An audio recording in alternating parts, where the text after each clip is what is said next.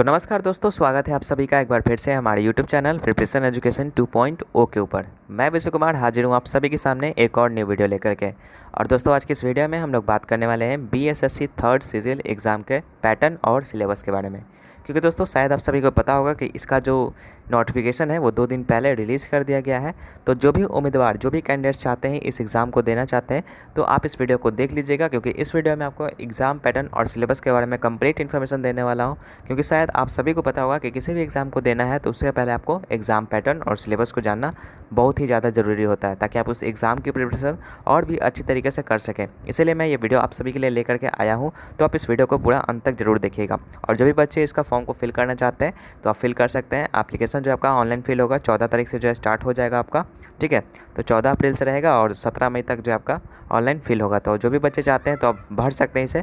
Graduation level का exam है, तो आप ग्रेजुएशन पास है तो आप इस एग्ज़ाम को दे सकते हैं। चलिए हम लोग बात करते हैं अब हम लोग एग्ज़ाम पैटर्न और सिलेबस के बारे में। तो दोस्तों, सबसे पहला चीज़ आपको ये जानना है कि जो BSSC का जो एग्ज़ाम होता है सीजीएल का, ये जो एग्ज़ाम है आपका 2 फेज़ में कंडक्ट किया जाता है। फेज़ 1 में आपका प्रीलिम्स का एग्ज़ाम होता है और सेकंड वाला जो होता है फेज़, उसमें मेंस होता है, ठीक है। तो प्रीलिम्स और मेंस, अब हम लोग एक एक करके हम लोग बात करते हैं कि प्रीलिम्स का क्या एग्ज़ाम पैटर्न रहेगा और हमारा जो मेंस है उसका क्या एग्ज़ाम पैटर्न रहेगा। तो सबसे पहले हम लोग देखते हैं प्रीलिम्स का एग्ज़ाम पैटर्न किस तरीके से रहेगा। तो देखिए दोस्तों, यहाँ पर आपको स्क्रीन के ऊपर दिख रहा होगा, यहाँ पर लिखा हुआ है exam will be based on the an objective type of question. जितने भी क्वेश्चन रहेंगे दोस्तों वो सारे के सारे ऑब्जेक्टिव टाइप का रहेगा। उसके साथ साथ there will be a negative marking of 1 mark for every wrong answer, ठीक है। तो मतलब जितने भी MCQ टाइप रहेगा और उसमें से कोई भी अगर क्वेश्चन आपका गलत होता है तो आपको 1 नंबर आपका माइनस किया जाएगा, वही आपका बताया गया है। उसके साथ साथ यहाँ पर टोटल आपको 135 मिनट यानी कि 2 घंटे 15 मिनट का आपको टाइम दिया जाएगा, जो भी आपका प्रीलिम्स का एग्ज़ाम होगा, ठीक है। अभी हम लोग बात करेंगे कि कितने क्वेश्चन आपको किस सब्जेक्ट से पूछे जाएंगे और उसका क्या सिलेबस रहेगा, ठीक है। तो उसको हम आगे देखेंगे।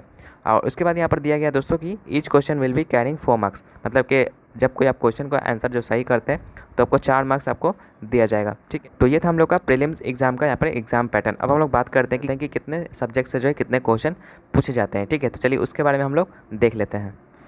तो देखिए तो प्रीलिम्स में आपका यहाँ पर कहाँ से जो क्वेश्चन पूछा जाता है, तो पहला है जनरल स्टडीज़, दूसरा है जनरल साइंस एंड मैथमेटिक्स, और जो हमारा थर्ड है वो है comprehension, mental ability, logic and reasoning, ठीक है। तो ये सारे सब्जेक्ट से जो है आपका क्वेश्चन पूछा जाता है। आप देख सकते हैं नंबर ऑफ क्वेश्चन भी यहाँ पर दिया गया है।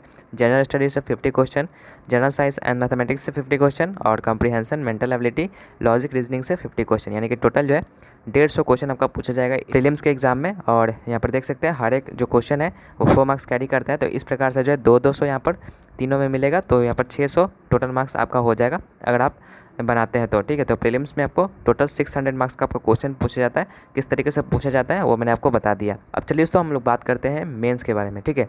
ये तो हम लोग का प्रीलिम्स का हो गया। अब हम लोग मेंस एग्जाम के बारे में बात करते हैं कि मेंस एग्जाम का पैटर्न क्या रहता है, ठीक है।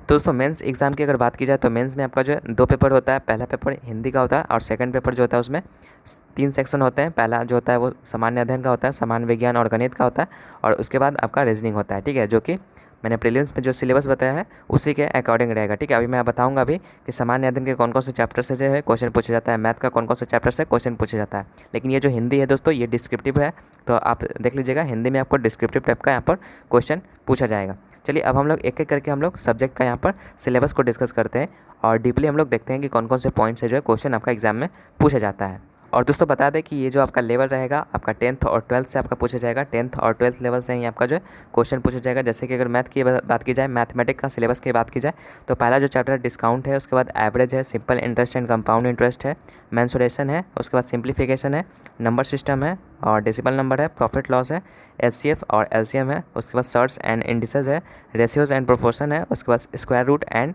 क्यूब रूट है। तो ये सारे जो चैप्टर्स हैं वो मैथ्स के हैं और ज़्यादा भारी आपका क्वेश्चन नहीं पूछा जाएगा। यहाँ पर साफ से बताया गया कि 10th और 12th लेवल का ही आपका क्वेश्चन पूछा जाएगा। तो इस तरीके से जो है आपका मैथ का सिलेबस है। मैं वीडियो खत्म होने के बाद जो है इस मतलब जितना भी मैं स्लाइड है तो मैं हमारे टेलीग्राम चैनल पर आपको शेयर कर दूंगा। तो जो भी बच्चे सिलेबस को चाहते हैं तो आप टेलीग्राम से हमारे डाउनलोड कर सकते हैं। टेलीग्राम का लिंक जो वीडियो के डिस्क्रिप्शन बॉक्स में है, तो जाकर के आप वहाँ से भी डाउनलोड कर सकते हैं। और चलिए अब हम लोग बात करते हैं क्या नेक्स्ट जो हमारा सब्जेक्ट है वो रीजनिंग के बारे में, ठीक है। तो रीजनिंग में आपका देख लीजिए क्या क्या है। तो रीजनिंग में आपका जजमेंट हो गया, सिंप्लीफिकेशन हो गया, मैट्रिक्स हो गया, उसके बाद visual memory, blood relation, judgement, coding, decoding, number word series, statement and interference, उसके बाद arrangement of words, missing number, word formation, relationship concepts, classification, similarity, differences and miscellaneous. तो ये सारे जो है चैप्टर से आपका रीजनिंग में क्वेश्चन पूछा जाएगा। अब नेक्स्ट हम लोग का है जनरल स्टडीज़। तो जनरल स्टडीज़ में आपका ज्योग्राफी से पूछा जाएगा, कंप्यूटर से पूछा जाएगा, फिजिक्स से पूछा जाएगा, करंट अफेयर से पूछा जाएगा, पॉलिटी से पूछा जाएगा, हिस्ट्री है, बायोलॉजी है, इकोनॉमिक्स है। उसके बाद स्टैटिक जीके जिसमें कि स्पोर्ट्स, स्कीम, बुक और ऑथर्स के बारे में आपका क्वेश्चन पूछा जाएगा। उसके बाद मेनली जो है बिहार जीके से आपका काफ़ी सारा क्वेश्चन पूछा जाएगा। और उसके बाद यहाँ पर बिहार का जो करंट अफेयर है उससे भी आपका कई मात्रा में क्वेश्चन पूछा जाएगा। नेक्स्ट हम लोग का बचता है जनरल साइंस। तो जनरल साइंस जो है आपका साइंस का जितना भी पोर्शन है, जैसे कि फिजिक्स हो गया, केमिस्ट्री हो गया, बायोलॉजी हो गया, तो ये सारे टॉपिक से जो है आपका जनरल साइंस में आपका क्वेश्चन पूछा जाएगा। दोस्तों कुल मिलाकर के ये हम लोग का पूरा जो सिलेबस रहा, मैंने आपको बता दिया सब्जेक्ट वाइज कि कौन कौन सा सब्जेक्ट से है, कौन कौन सा टॉपिक आने वाला है। तो आई होप कि आज का ये वीडियो आप सभी को काफ़ी ज़्यादा मदद किया होगा।